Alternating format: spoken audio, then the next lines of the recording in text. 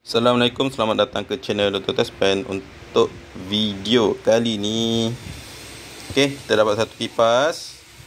Ni kipas KDK dengan kerosakan dia pada tengkuk ni. Tengkuk dia patah. Dia kata hidup tapi tengkuk patah. So saya tak test dulu. Kita nak test pun boleh. Kita test dulu sama ada dia hidup atau tak hidup. Bila dapat macam ni, kita pasang supply, kita tap pusing dulu macam ni, dia lembut. So sangat baik lah. So kita dah on kan, kita tekan speed dia ni, kita tengok. Ni speed dia, dan ni motor dia. Alright, dia berpusing yang cantik lah. Speed 2, speed 3. Dia normal, hidup. Dia hidup. Cumanya masalah dia sekarang ni tengkuk dia patah saja. So kita off kan dan kita akan buka. Kita akan gantikan tengkuk dia dengan tengkuk yang baru. Ini tengkuk yang baru.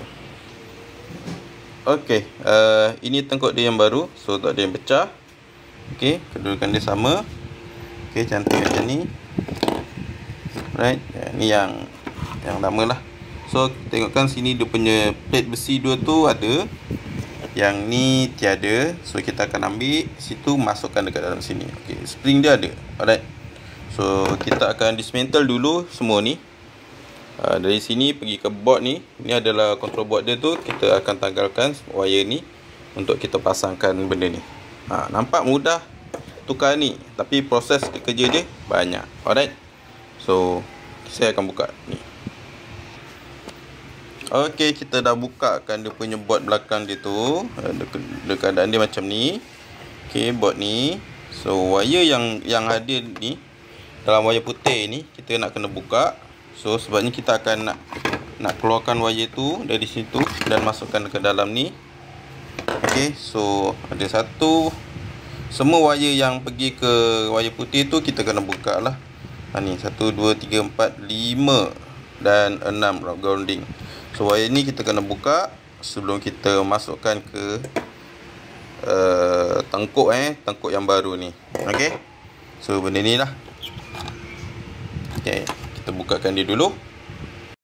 Wire ni kita dah tanggalkan. Semua wire dah tanggalkan. Kita tarik je lah wire ni. Tarik keluar. Yang sangkut tu kita betulkan sikit. Tarik keluar.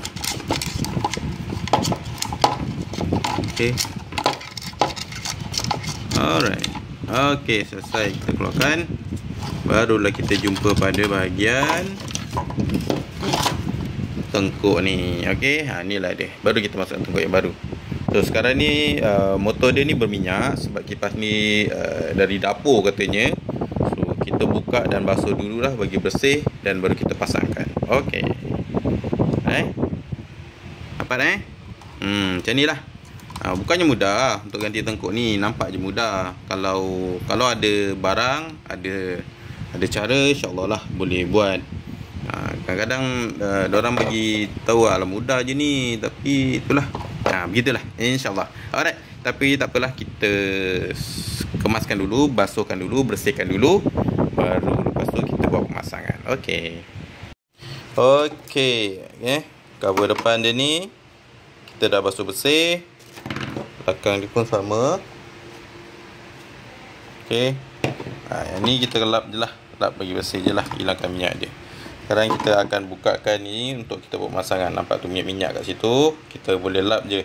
Sebab ni ada board, kita tak nak lah. So kita just buka, bersihkan, gantikan dengan yang baru. Alright. Kita dah buka dah ni. Ni yang baru. Kita akan pasangkan. Kita akan susunkan sikit. Dalam dia ni mana yang tak ada, kita ambil daripada yang lama punya untuk kita completekan installation ni. Kita dah ambil dia punya plate ni dari yang lama, kita masukkan yang baru. Dan kita buat pemasangan lah kat sini. Lepas tu kita masukkan wire dan kita buat installation semula. Kita dah siap pasang tengkuk yang baru. Smart sikit, sama color. Tengkuk yang baru, baru puas hati. So kita akan masukkan motor dia dan kita akan buat wiring dia. Okey, satu part untuk depan ni dah selesai. Okey, wire kita dah masukkan. Ni tengkuk pun dah ganti. Dah okey. Dan kita akan buat pemasangan pada board ni semula. Okey. Okey guys, kita dah siap pemasangan semula lah.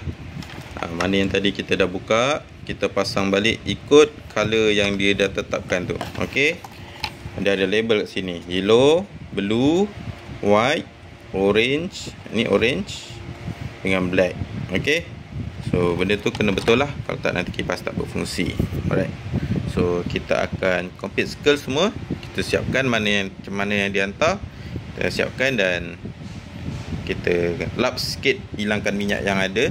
Sebab minyak kipas ni dari dapur, dia akan minyak lah. Okey, kita siapkan. Okey, alhamdulillah kita dah siap pemasangan tengkuk baru. Okey. Ni tengkuk yang patah.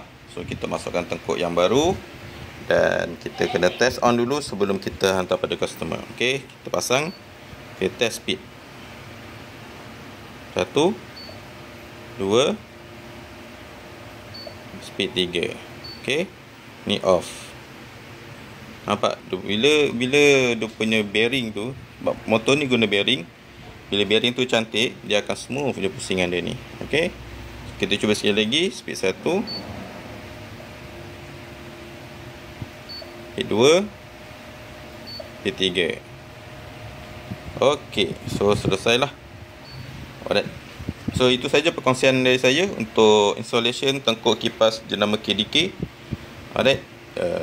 Untuk dapatkan ni boleh klik di link di description. Saya akan attachkan sekali. Moga bermanfaat untuk anda. Jumpa lagi pada video seterusnya. Jangan lupa like, komen, subscribe channel Dr. Tespen. Assalamualaikum. Jumpa lagi. Ada barang kita kongsi. InsyaAllah. Cantik.